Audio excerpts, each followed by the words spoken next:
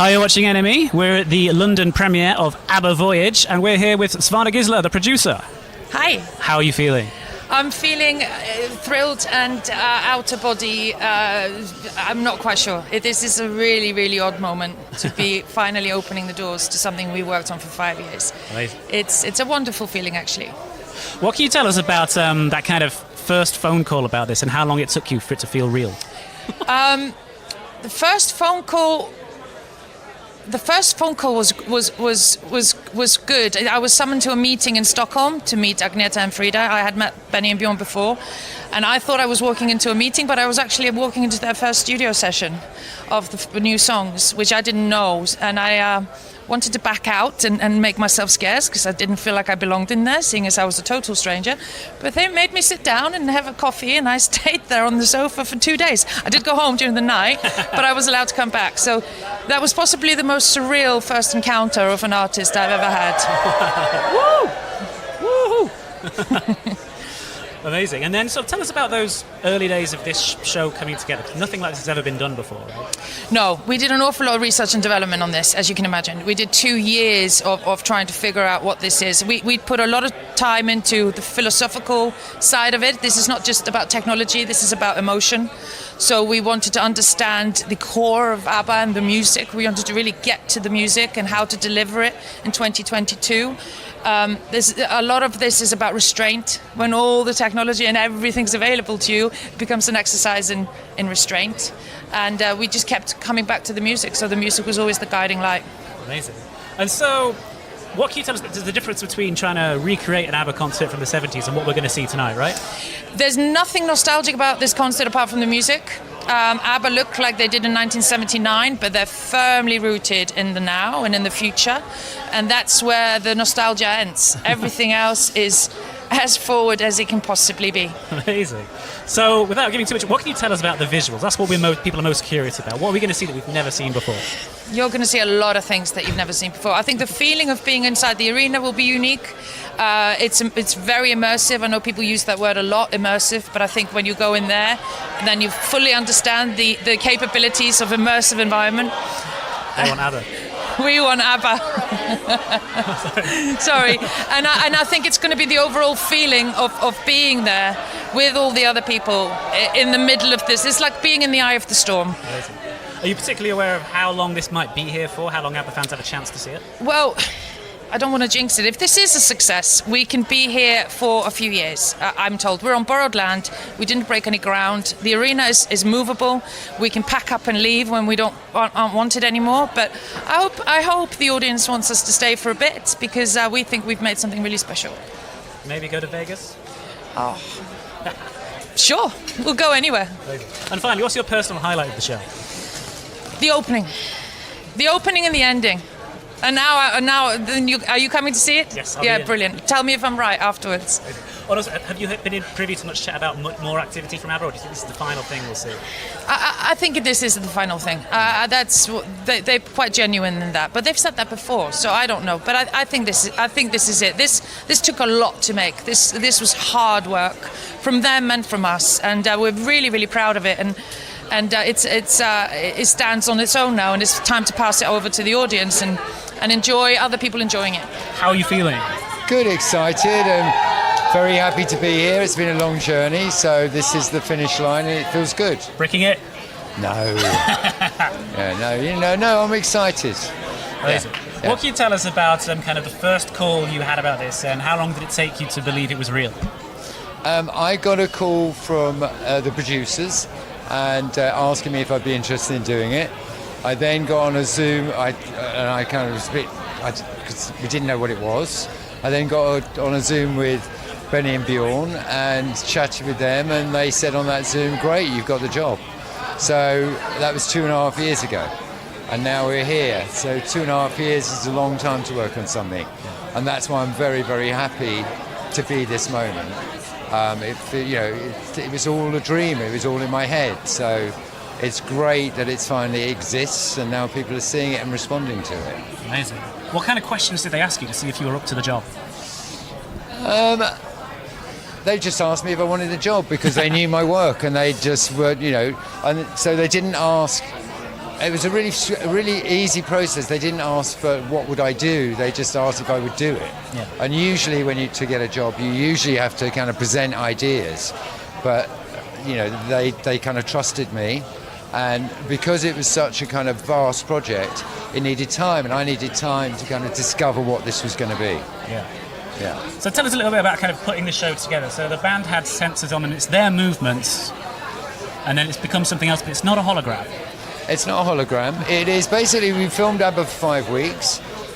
Wayne McGregor, it's kind of, all of their moves, he extended those moves into younger bodies, our doubles, and then we blended those performances together, and we then have our 2022 ABBA. Amazing. What were those 5 weeks like, having ABBA reformed in front of you? Amazing, absolutely amazing. It was very, very emotional every day. The whole studio, and there was a lot of people in the studio, like NASA. Their whole studio were in tears most days. Wow. It was really extraordinary. Because by the sounds of it, they're never going to be reformed in that way ever again, right? It doesn't. I don't think so. I mean, they say they're not, so I wouldn't think so. No. Amazing. And what can you tell us about the actual spectacle? Why did you have to build your own arena? What's going to be there? I mean, I think that ABBA's ambition for this project, it was a beautiful thing. It was a creative ambition rather than a money-making exercise. So I think that building the arena was just part of that, and it's a great thing. It means that we can have many more lights than the usual concert because you're not moving them around from venue to venue. It's bespoke, so I could design the show around this building. It's a great thing to have this arena. Yeah. And in terms of the physicality of it, does this mean that this show couldn't possibly exist in a normal arena? I think that you couldn't move it around. You couldn't move what we've done here. You couldn't put it on for 4 nights and then move somewhere else. That's for sure. Yeah. I think that you could go to other buildings and you'd have to design. We'd design the show around that building. But yeah, it's not a touring show. Yeah. Well, for ABBA fans who might not have tickets yet, how long is this likely to be here, and is it likely to move? I think that's up to the ABBA fans, isn't it? Yeah. It's like, if ABBA fans don't turn up, it won't be here that long. I hope that it will be here, I hope it's a destination for a long, long time. Are there any other acts you'd take on this kind of project for, or same I think vision? I think that what was really, really special about this project was that ABBA was so involved. They were very much a part of it, and they're the heart and soul of it. So I like, and there aren't many bands like ABBA around, and I think that a posthumous show wouldn't have the same kind of feeling, because what's great about the show is that ABBA are involved, and I think that's why the fans are really, really interested. They know that this isn't a cynical exercise. This is ABBA. Yeah. Amazing. What's your personal highlight of the show? All of it. All of it. I mean, it's kind of like, it's a journey, and I think that each kind of song has its own story, and there is a story thread throughout. And my favourite bits change. One day I'll love one song, and then the next day I'll love another. Amazing. Favourite ABBA song at the moment, tonight? I don't want to give anyone away. I don't want to give away the set list, is the thing. So I've got to be really careful. So I mean, I have a few. So I'd say, I love Eagle, I love Lay All Your Love, I love Visitors, I love all those songs. I love a lot of the songs. Those songs, some of those aren't in the show. Yeah. So it's kind of like, but yeah, I would say, there's, and obviously, songs like Dancing Queen are in our DNA. We all know and love, and it's part of who we all are, because it's just been there for so long, and we hear it everywhere. How hard was choosing the set list? I didn't choose a set list. That was ABBA's choice. Yeah. It was, it kept changing, and there were discussions, but I can't tell ABBA what they should be playing. And we assume it'll be the same set list every night. You'll see. Okay. Interesting. What are you up to next? I don't know. Having a holiday, getting some sleep, and having a holiday. Not listening to ABBA. And I have listened to ABBA. So like thousands and thousands and thousands of times. I will be listening to ABBA. I live in the West End, and outside my window I hear ABBA every night because it plays in the tuk-tuks. So I will be hearing ABBA, and I think we all hear ABBA every day. We all do. And for many more days to come. Yes. How are you feeling tonight? Feeling good, excited. Lots of ABBA fans here. We love that. Amazing. What can you tell us about that first call you had about this, and how long did it take you to feel that it was real and not a hoax? Wow, it was amazing. You know, Svana and Bailey came to meet me, said they had this like massive, ambitious, crazy idea.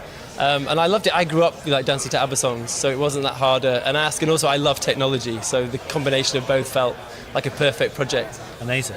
And what can you tell us about the process of between getting ABBA in a room and what we are going to see tonight? Yeah, well, sure. I mean, we're using a process called motion capture, which you've probably seen in movies, which is these little dots that takes the maths out of your body and puts them into zeros and ones in a computer, and we rebuild an avatar that way. But it's a long process, right? It captures the essence of you, but then we have to really work into that so it looks real for this experience that we have. So it's a long, intense process, but really fun. So you were showing ABBA dance moves. Well, I was taking dance moves from them, right? I wouldn't dare show ABBA dance moves. I just wanted them to be themselves and, you know, get them back into their performance energy because they haven't performed for a while. And then work with the body doubles in translating some of that amazing kind of physicality from the 70s into maths as well, and then finding a way of combining the two. So how was it to be a conduit for ABBA? It wasn't bad. It wasn't bad like having, you know, Frida sing Fernando just to me, right? It was perfect. So that's it. We were just told that for 5 weeks, ABBA were reunited. Yeah. That's insane. It's insane. It's insane to have those amazing performers sing their whole catalogue in front of you.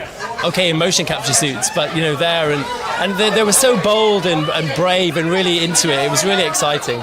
And just you're witnessing history because ABBA might not reunite in that sense ever again. Exactly. There it is. ABBA fans. I heard your question, right? Well, how amazing is it to have this legacy project where actually you can see ABBA over and over again, and you know, and it's a piece of theatre, a piece of performance, a concert like no other, and I think you really feel like you're inside the music, and that's fabulous. Do you think we'll see more from ABBA, or do you think this could be their? I think you have to ask them. Amazing. What's your personal highlight of the show? I think I just love the way that the technology marries emotion and brings the emotion of those songs directly into you. And I love the fact that audiences can dance.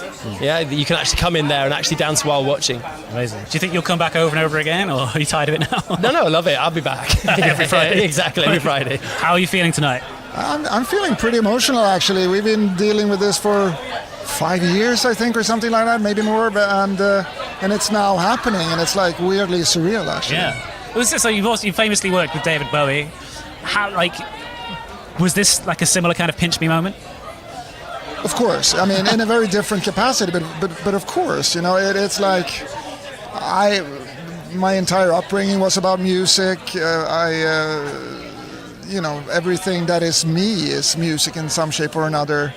I had a brief and futile career in music myself. I realized that I didn't have the talent or the brilliance that I wanted to have, but music is the most important thing for me ever. And through your life journey, you know, from the moment of being 7 or 8 year old and my mother playing ABBA in the car to being here now, it's a pretty substantial thing, isn't it? And what can you tell us about the spectacle of tonight and what's never been seen on this planet before? Well, I'm not going to tell you anything because I think it's better off, in all honesty, to just come and witness this, because it is a very unique experience in all sorts of ways. You know, whether you're an ABBA fan or you just want to go and experience something you never... I can say, and I'm using the word experience a lot here, but this thing will take your experiences to a place that they haven't been before. Amazing. What's your personal highlight of the show? I don't know, man. I don't think it works like that. You know, I think it's the whole thing and getting engulfed by it and sort of embrace it and being embraced by it. It's all going to be personal. I mean, ultimately, it's going to come down to your favorite songs, isn't it? You know, and those songs will resonate with you and be more important, whether they may be the most spectacular aspect of it or not. You know what I mean? And do you feel as if ABBA might do more together, or do you feel this might be their parting gift? Who knows? I mean, I'm sure that parts of these four do not see it as an end game in any shape or form, because, I mean, Benny, he is music, and that's what he lives and breathes and does every day, and he's never going to stop. And in whatever iteration that comes out, who knows? But yeah, I don't think that there is any sort of punctuation to be had. No. Amazing. And what's next for you? I'm just finishing a movie that I've just done, so I've been spending the last couple of years fixing with that. I am actually going to go do a pilot for HBO on the Dune IP. So we're doing the TV series that is within the Dune IP. So Amazing. Johan, congratulations. Enjoy cheers. tonight. Thank you very Thank you much. so much.